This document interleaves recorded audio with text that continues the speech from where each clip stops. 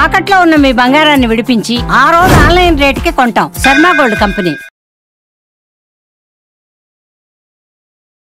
నమస్కారం, నేను మీ జాహ్నవి. మనతో ఉన్నారు ప్రముఖ జ్యోతిష్య వాస్తు పండితులు, జ్యోతిష్య వాస్తు శిక్షణ నిపుణులు, లలిత ఉపాసకులు బ్రహ్మశ్రీ నానాజీ పట్నాయక్ గురువు గారు. మాట్లాడేద్దాం. నమస్కారం గురువుగారు. శ్రీమాత్రే నమః. గురుగారు, భీష్మాష్టమి, భీష్మ ఏకాదశి, అసలు భీష్ముడికి సంబంధించి అద్భుతమైన రోజులు అని ఇవి అంటూ ఉంటారు కదా, అసలు ఏంటి ఆ విశిష్టత? ఒక్కసారి మీ మాటల్లో చెప్పండి. యాక్చువల్గా అయితే మనకి భీష్ముడు అనేటువంటి మహాభారతంలో అతని పాత్ర చాలా గొప్పదమ్మా. అసలు అతని అష్టమి నాడు, అంటే భీష్మాష్టమి నాడు, భీష్మ ఏకాదశి నాడు తర్పణాలు వదులుతారు. దానివల్ల జరిగేటువంటి ఫలితం చెప్పి మనం భీష్ముడి గురించి మాట్లాడుకుందాం. అలాగే గురుగారు. భీష్మాష్టమి, భీష్మ ఏకాదశి రోజు కనుక తర్పణంలో వదిలినట్లయితే వంశ అభివృద్ధి జరుగుతుంది అంటారు. వంశాభివృద్ధి. అయితే భీష్ముడి యొక్క వృత్తాంతం ద్వారా మనం కొన్ని నేర్చుకోవాలి. అదేమిటి అంటే, భీష్ముడు అష్టవసువుల్లో ఒకడు. ఆయన వసువులు, అష్టవసువులు ఉంటారు మనకి. అష్టవసువుల్లో ఒకతను భీష్ముడు అన్నమాట. ఓకే, అయితే మనం ఆ స్టోరీ వల్ల తెలుసుకోవాల్సింది ఏంటంటే, మనకు తెలిసినటువంటి నాలెడ్జ్ ఏంటి? కేవలం ఈ భూమి మీద ఏదో మనుషులు ఉన్నారు, ఇంకా కొన్ని గోళాలు ఎక్కడెక్కడో ఇంకేదైనా ప్రాణం ఉండొచ్చు అనుకుంటాం. కానీ మనకి 14 లోకాలుగా చెప్పడం జరిగింది. కింద లోకాలు, పై లోకాలని. మనకంటే మన మాంసనేత్రానికి అవి అందవు. కానీ మనం రామాయణ మహాభారతాల్లో ఇంద్రుడి గురించి, నారదుడు భూమి మీద రావడం గురించి, అలాంటివి చాలా మనం తెలుసుకుంటూ ఉంటాం. మనకు అదేవిధంగా మనకి నరసింహస్వామి అవతారానికి సంబంధించినటువంటి, అవును, లక్ష్మీ నరసింహ అవతారం మీరు చెప్పింది అయితే జీవితంలో మర్చిపోలేము. అది అందులో కూడా ఆ హిరణ్యాక్షుడు ఉంటారు. హిరణ్యకశిపుడు యొక్క భార్యని నారద మహాముని దగ్గరే ఉండడం జరుగుతుంది, తన భార్య కూడా. ఇవన్నీ మనకి మన పురాణాల వాటిలో తెలుస్తూ ఉంటుంది. అయితే ఇవన్నీ ఎందుకు చెప్తున్నానంటే, ఒక భగవంతుడి మీద నమ్మకం కలగాలి, భగవత్ శక్తి ఒకటి ఉందనేటువంటిది మనకు తెలియాలంటే ఫస్ట్ ఈ రామాయణ మహాభారతాలు, పురాణాలు ఇవి చదవాలి. చదివి వింటూ ఉంటే ఓహో ఒక శక్తి అనేటువంటిది ఒకటి ఉంది అనేటువంటిది మనం ఫస్ట్ బిలీవ్ చేస్తాం. మనం ఆ బిలీవ్ చేసిన తర్వాత మనం చేసేటువంటి ప్రతి పని కూడా చాలా చక్కగా వెళ్తూ ఉంటుంది. అయితే మనం భీష్ముడి గురించి తెలుసుకోవాలంటే, అంత వసువులు కూడా గోవు మూలంగా శాపం చెంది భూమి మీదకి గంగానది గర్భంలో వాళ్ళు, మిగతా 7 కూడా ఆవిడ గంగానదిలో కలిపేస్తుంది. ఇది వాళ్ళే కోరుతారనమాట. అమ్మ మేము పుట్టగానే మమ్మల్ని మళ్ళీ వెంటనే కలిపేయాలి అని. కానీ ఒక్కడు మాత్రం ఉండాలి. కాబట్టి భీష్ముడు అంతమందిలో ఆ వసువులందరూ కూడా శాపానికి గురై ఈ గంగా మాత యొక్క తన యొక్క గర్భంలో చేరినప్పుడు ఇతను మాత్రం గాంగేయుడు, అతని మొదటి పేరు గాంగేయుడు, గంగకు పుట్టాడు కాబట్టి గాంగేయుడు. ఈ గాంగేయుడు, ఈ భీష్ముడు యొక్క వృత్తాంతంలో మనం కనుక తెలుసుకోవాల్సింది ఏంటంటే, అతను ఎవరు ఓడించలేరు. ఎందుకు ఓడించలేరు? ఆఖరికి ధర్మరాజు వీళ్ళందరూ అడుగుతారు, తాత నువ్వు ఎలాగా ఓడిపోతావు, ఎలా మరణిస్తావు అని. అతను చెప్తే కానీ ఆయన ఓడించలేము. ఆయన ఉండగా అసలు ఇంకెవరు మహాభారతంలో యుద్ధంలో ఆయన ఎవ్వరూ ఓడించలేరు. అప్పుడు శిఖండిని అడ్డు పెట్టండి, నేను అప్పుడు ఓడిపోతాను, నేను బాణం ఎత్తను, విల్లు ఎత్తను అని చెప్తాడు. అయితే ఎందుకు అంత శక్తి మనకి ఎందుకు వచ్చింది అనే విషయం తెలుసుకోవాలి. ఈ తర్పణాదులతాం ఇవన్నీ కాదు, అసలు భీష్ముడికి అంత శక్తి ఎందుకు వచ్చింది? భీష్ముడు ధర్మాన్ని పట్టుకొని ఉంటాడు. అంటే ఒక మాట అన్నా, నేను తండ్రి కోసం నేను వివాహం చేసుకోనను, లేకపోతే కొన్ని వాటిల్లో ఏముందంటే, భీష్ముడికి భార్య ఉంది, కాకపోతే సంతానం సంబంధించినటువంటిది ఏది ఆయనకి లేకుండా ఆయన జాగ్రత్త పడ్డాడు, తండ్రికి ఇచ్చిన మాట కోసం అని అంటూ ఉంటారు. కొన్ని వాటిలో, కొన్నిట్లో ఏంటంటే అతని తండ్రి వివాహం చేసుకోవాల్సి వస్తుంది ఒక సమయంలో. అంటే అతని తండ్రి ఒకరిని మోహించడం జరుగుతుంది. అతని తండ్రి కోసం భీష్ముడే వెళ్ళి మాట్లాడి అక్కడ మాటిస్తాడు, నేను ఇంకా వివాహం చేసుకోను, ఇలాగే బ్రహ్మచర్యం పాటిస్తానని మాటిస్తాడు. అక్కడ వివాహం చేసుకోనని కాదు, బ్రహ్మచర్యాన్ని పాటిస్తానని మాటిస్తాడు, వంశాభివృద్ధికి లేకుండా. ఎందుకంటే వాళ్ళు అడుగుతారనమాట, నీకంటే పోనీ రాజకాంక్ష లేదు కానీ నీకు పుట్టే పిల్లలకు ఉండొచ్చు కదా అనేటువంటిది అన్నప్పుడు, లేదు నేను బ్రహ్మచర్యం పాటిస్తాను అంటాడు. అంటే ఇక్కడ మనం భీష్ముడి యొక్క విషయంలో మనం తెలుసుకోవాల్సిన విషయం ఏంటంటే, అతనికి ఆ శక్తి ఎందుకు వచ్చింది, అంత శక్తి ఎందుకు వచ్చింది అంటే, మహాభారతంలో ఎవ్వరూ ఓడించలేనంత శక్తి ఎందుకు వచ్చింది అంటే ధర్మాన్ని పట్టుకోవడం వల్ల. ఇది మనం పట్టుకోవాలి మెయిన్గా. ఇది కలియుగం కదా గురువు గారు, అంత ధర్మాన్ని పట్టుకుని మనం ఒక విషయం అమ్మా, కలియుగంలో ఇంకా కావాలి. ఇప్పుడు మీరు ఉన్నారమ్మా, విషయం చెప్తా. ఇప్పుడు మీరు టిఫిన్ సెంటర్కి వెళ్తారు ఉదాహరణకి, బాగా చక్కగా ఉన్నటువంటి టిఫిన్ సెంటర్కి వెళ్ళడానికి ఇష్టపడతారా? ఏది పడితే ఆయిల్, ఏది పడితే చేసేవాడి దగ్గరికి వెళ్ళడానికి ఇష్టపడతారు. బాగున్న టిఫిన్ సెంటర్కి. అదే ధర్మం. ఎలా అంటే ఉదాహరణకి ఇప్పుడు మీరున్నారు, ఎక్కడికో ఒక షూటింగ్కి వెళ్ళారు, అక్కడికి ఇంకో పర్సన్ రావాలి, ఆ పర్సన్ వస్తేనే మీకు షూటింగ్ అవుతుంది.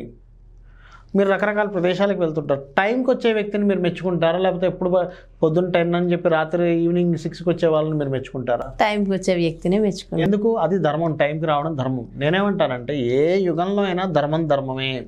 యుగం మారిపోయింది కదా, ధర్మం ఇక్కడ పాటించడానికి లేదు అనడానికి లేదు, గుర్తుపెట్టుకోండి. ఇప్పుడు మీరు ఎనీ బిజినెస్లో అబ్బా అతను ధార్మికంగా ఉంటాడండి అంటారా, లేకపోతే ఏముందిలేండి ఇవాళ రేపు ధార్మికంగా ఉండకపోతేనేమంటారా? మీరు లేదు, ధార్మికంగా ఉంటే మెచ్చుకుంటాం డెఫినెట్గా. అతని దగ్గరే మనం ఏదైనా చేయడానికి ఇష్టపడతాం. నేనేమంటానంటే ఈ కలియుగంలో అది కొరత ఉంది కాబట్టి దానికి డిమాండ్ ఉంది. కాబట్టి నువ్వు ధర్మంగా ఉంటే ఇంకా నీకు డిమాండ్ పెరుగుతుంది. ధర్మం అనేటువంటిది ఎలాంటిదంటే మీ డిమాండ్ని పెంచుతుంది ఈ కలియుగంలో. కానీ ధర్మం అనేటువంటిది ఎలాంటిదంటే అతన్ని ఎవరు ఓడించలేనటువంటి స్థితిలోకి తీసుకెళ్తుంది ధర్మం అనేటువంటిది. అది మనం భీష్ముడి ద్వారా తెలుసుకోవాలి. ఎందుకంటే అతను చేసేటువంటి నిత్య కర్మలు ఏవైతే ఉంటాయో, అతను ఒక మాట అంటే ఆ మాటను తప్పకుండా ఉన్నాడు, అదే అతన్ని కాపాడుతుంది. వాక్శుద్ధి అంటారు, వాక్శుద్ధి, ధర్మనియత, ఇట్లాంటివి కొన్ని ఉంటాయన్నమాట మనకి. వాటిని ఎవరైనా ఖచ్చితంగా పాటిస్తే వారిని ఎవరూ ఓడించలేరు, గుర్తుపెట్టుకోండి ఈ ప్రపంచంలో అని చెప్పడమే భీష్ముడి యొక్క వృత్తాంతం. ఒక భీష్ముడు అనేటువంటి ఒక క్యారెక్టర్ మనకి మహాభారతంలో ఉండడానికి గల బలమైన, అంటే మనకి చెప్పడానికి గల ఆ అష్టవశువులు ఎందుకు ఆ తప్పు చేశారు, ఎందుకు అంత స్ట్రాంగ్ క్యారెక్టర్, ఎందుకంటే బికాస్ ఆఫ్ ధర్మ. మనం భీష్మ ఏకాదశి రోజు తర్పణాలు వదులుతాము, అష్టమి రోజు వదులుతాము, భీష్ముడు అంతా ఇంత కంటే కూడా అంత ఎందుకు అయ్యాడు అనే దాన్ని మనం పట్టుకోగలగాలి, ధర్మాన్ని పట్టుకున్నందుకు. అయితే భీష్మ ఏకాదశి రోజు విష్ణు సహస్రనామం కనుక చదివితే చాలా సక్సెస్ ఉంటుంది అంటారు కదా? అవును, ఉంటుంది అంటారు. దానికి గల కారణం ఏంటి? భీష్ముడే చెప్పాడు కదా, అది భీష్ముడే అంపశయ్య మీద ఉన్నప్పుడు భీష్ముడే చెప్పాడు కదా విష్ణు సహస్రనామాలు. సో ఆ రోజు ఖచ్చితంగా వినాలంటే భీష్ముడు చాలా స్పష్టంగా అంపశయ్య మీద ఉన్నప్పుడు ఈ కృష్ణుడు ఎవరో కాదు, ఆ మహాశ్రీ మహావిష్ణువే అని చెప్పని విష్ణు సహస్రనామాలు చెప్పడం జరిగింది. అయితే ఇక్కడ ఏంటంటే విష్ణు సహస్రనామాలు చదివితే ఎందుకు మనకి అన్నీ సిద్ధిస్తాయని ఎందుకంటారు అనేటువంటి విషయం కూడా చాలామందికి తెలియదు. అంటే తెలియదంటే అందరికీ తెలియదని కదా, కొంతమందికి నేను చెప్తున్నాను. ఏదో చదువుకుంటూ వెళ్ళిపోతుంటాం, కానీ విష్ణు సహస్రనామం అంతా కూడా ఏంటంటే మీ ప్రజెంట్ టెన్స్ గురించి చెప్తుంది. ఇప్పుడు చూడండి, ఎప్పుడు కూడా మనకి అయిపోయినటువంటి తిరిగి రాదు, జరగబోయే దాని గురించి మనకు తెలియదు.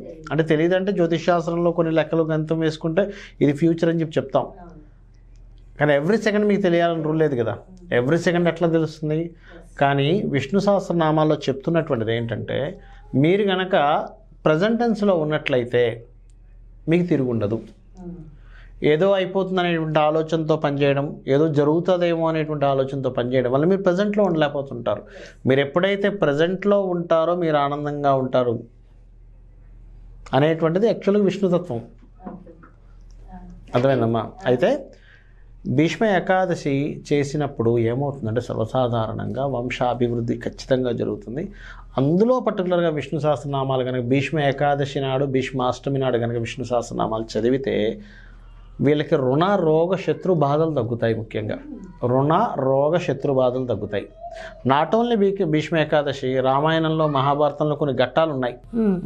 ఇప్పుడు మీరు చూడండి, మహాభారతంలో వాళ్ళు జూదమాడి అందరూ కూర్చొని ఉండగా ఆ యొక్క దుర్యోధనుడు మన పాంచాలిని తీసుకురమ్మన్నప్పుడు అందరూ పాంచాలిని అంత ఇదిగా చేస్తున్నా సరే వీళ్ళందరూ అలాగ ఉండిపోతారు కూర్చొని, ఎందుకంటే వీళ్ళందరూ బానిసలు అయిపోయారు కదా. ఆ ఘట్టం గనక వింటే ఏమవుతుంది తెలుసా? మహాభారతంలో ఆ ఘట్టం గనక వింటే మనకి కొన్నిసార్లు మనకు కొన్ని సిచ్యువేషన్స్ ఉంటాయి, అలాగా అక్కడ ఆ విషయం జరుగుతున్నా మనం కదలలేని స్థితిలో ఉంటాం, ఏమీ అనలేని స్థితిలో ఉంటుంటాం. మన తప్పు లేకపోయినా సరే మనం ఒక రకమైనటువంటి స్థితిలోకి వెళ్ళిపోతుంటాం. అలాంటి కండిషన్స్ మన లైఫ్లో జరగకుండా ఉంటాయి. అలాంటి బోల్డ్ ఉన్నాయి రామాయణ మహాభారతంలో, 1-2 కాదు. సో మన జీవితాల్లో ఇక్కడ స్థిరంగా ఉండేలాగా చేస్తాయి, మంచిగా ఖచ్చితంగా చేస్తాయి. మీకు ఎందుకు, మీరు ఇంట్లో గనక ఏదైనా పరిస్థితులు బాగా తీవ్రమైన స్థితిలోకి వెళ్ళిపోయినప్పుడు రామాయణం కానీ మహాభారతం కానీ మొదటి నుంచి ఆఖరి వరకు కనుక మీరు ప్లే చేయగలిగితే, చాగంటి వారిది కానీ, సామ్వేక్షణ మిశ్రమ గారి కానీ, ఇంకా చాలామంది మహానుభావులు ఉన్నారు, వాళ్ళలో ఎవరిదైనా సరే మీరు కనుక రామాయణం మొదటి రోజు నుంచి 40 వీడియోస్ 70 వీడియోస్ ఇలా ఉంటాయి. అది రోజుకు 1, 2, 3 వీడియోలు కనుక మీరు ప్లే చేయగలిగితే ఖచ్చితంగా రామాయణం మొత్తం అయిపోయేసరికి, ఆ మహాభారతం మొత్తం అయిపోయేసరికి మీ ఇంట్లో ఉన్నటువంటి కండిషన్ పూర్తిగా మారిపోతుంది. Not only Bhishma. అంటే నేను అనేది ఏంటంటే, ఒక భీష్ముడిదే ఇంత బలంగా ఉన్నప్పుడు ఈ రామాయణ మహాభారతంలో ఉన్న క్యారెక్టరైజేషన్స్, ఆ మంత్రాలు, ఆ స్పీచెస్ ఇచ్చేటప్పుడు ఆ మంత్రం ఆ యొక్క శ్లోకం చదువుతారు. ఆ శ్లోకం చదువుతున్నటువంటి ఆ శ్లోకం యొక్క తరంగాలు ఇంట్లో ఉన్న సిచ్యువేషన్స్ని మారుస్తాయి. ముఖ్యంగా ఖచ్చితంగా ఇంట్లో ఉన్న సిచ్యువేషన్స్ అన్నీ మారుతాయి కూడా. మీరు చూడొచ్చు, నేను ప్రాక్టికల్గా చూశాను. నేనైతే ఒకసారి అయితే ఇప్పుడుగా చాలా సంవత్సరాల క్రితం, 10-15 ఏళ్ల క్రితం నేను ప్రాక్టికల్గా చూసేవాడిని. రామాయణం పెట్టుకొని రామాయణంలో యుద్ధ సంబంధించినటువంటి సంఘటన రాగానే పెద్ద గాలి వచ్చేది. నేను మా మిస్సెస్ లిటరల్గా ఆశ్చర్యపోయేవాళ్ళం, ఇదేంటి ఈ సీన్ పెట్టగానే గాలి వస్తుంది ఏంటని. ఎందుకు మొన్న మనకి రాజశ్యామల యాగం చేస్తాం దాని గురించి మాట్లాడుకుంటున్నప్పుడు చిలకలు వచ్చినట్టుగా అలా ఎలా అయితే చిలకలు వచ్చాయో, అది పెట్టినప్పుడల్లా గాలి వచ్చేది, పెద్ద గాలి వచ్చి కిటికీలు కొట్టుకున్నట్టుగా. అంటే యుద్ధ ఘట్టం వచ్చినప్పుడల్లా అలా వచ్చేది. అంటే ఎంత ఇన్వాల్వ్మెంట్, ఎంత ఇది ఉంటే అంటే ఆ శక్తి అనేటువంటి మనకు అర్థమవుతుంది అక్కడ. అది నిజంగా. అయితే విష్ణు సహస్రనామం ఆ రోజు చదవాలి అన్నారు. చదవడం ఒకవేళ అందరికీ కుదరకపోతే ఇంకా సింపుల్ రెమెడీ ఏమైనా ఉందంటారా గురువు? ఒకటేనమ్మా, ఓం నమో నారాయణాయ. లేకపోతే మనందరికీ తెలుసు, శ్రీరామనామ రామేతి రమే రామే మనోరమే సహస్రనామ తత్తుల్యం రామనామ వరాననే. ఇది చదవలేను, వినలేను, ఇంకా నా వల్ల కాదని దేన స్థితిలోకి వెళ్ళిపోయిన వాళ్ళకి మాత్రమే, అందరికీ కాదు ఇది. ఇంకా అస్సలు కుదరట్లేదు నాకు అన్నప్పుడు కుదిరిందా అది వినడము, చదవడం. ఇంకా బాగా కష్టాల్లో ఉన్నాడు వాడు. పొద్దున్న 4 గంటలకు లేచిపోయి రాత్రి వరకు కష్టపడాలి, అసలు 1 నిమిషం కూడా ఖాళీ లేదు, అసలు వెళ్ళిన దగ్గర నుంచి పని అయినండి అనుకున్న వ్యక్తికి ఇది ఆ టైం ఉండదా చెప్పండి ఎవరికి? ఖచ్చితంగా ఉంటుంది. ఒక 25 నిమిషాల్లో అయిపోతుంది విష్ణు సహస్రనామం గట్టి కూర్చుంటే ఖచ్చితంగా. సో ఆ రోజు ఒక్కసారి చదివితే 1000 సార్లు చదివిన ఫలితం అట. ఎందుకంటే నేను ఇది ఫాలో అవుతా గురువు గారు. ప్రతి సంవత్సరం ఏకాదశి, భీష్మ ఏకాదశి నాడు, లాస్ట్ ఇయర్ మీరు చెప్పారు, లాస్ట్ ఇయర్ కూడా. సో డెఫినెట్గా నేను ఫాలో అవుతాను. చాలా బాగా అనిపిస్తుంది. Thank you so much Guruji. నమస్కారం. శ్రీమాత్రే నమః. సో చూసారు కదండి, నిజంగా భీష్మాష్టమి, భీష్మ ఏకాదశి అద్భుతమైన రోజులు. సో ఖచ్చితంగా ఎవరు కూడా మిస్ అవ్వద్దు. ఖచ్చితంగా భీష్ముడికి తర్పణాలు అయితే వదలండి. గురువుగారు చెప్పినట్టుగా, గురువుగారు చెప్పిన రెమెడీస్ చేసుకోండి. మీ జీవితం అంధకారంలో ఉందా, డెఫినెట్గా బయటకు పడే అవకాశాలు 100% ఉన్నాయి. దానికి రెమెడీస్ ఏంటనేది కూడా ఎంతో చక్కగా గురువుగారు అందించారు కదా.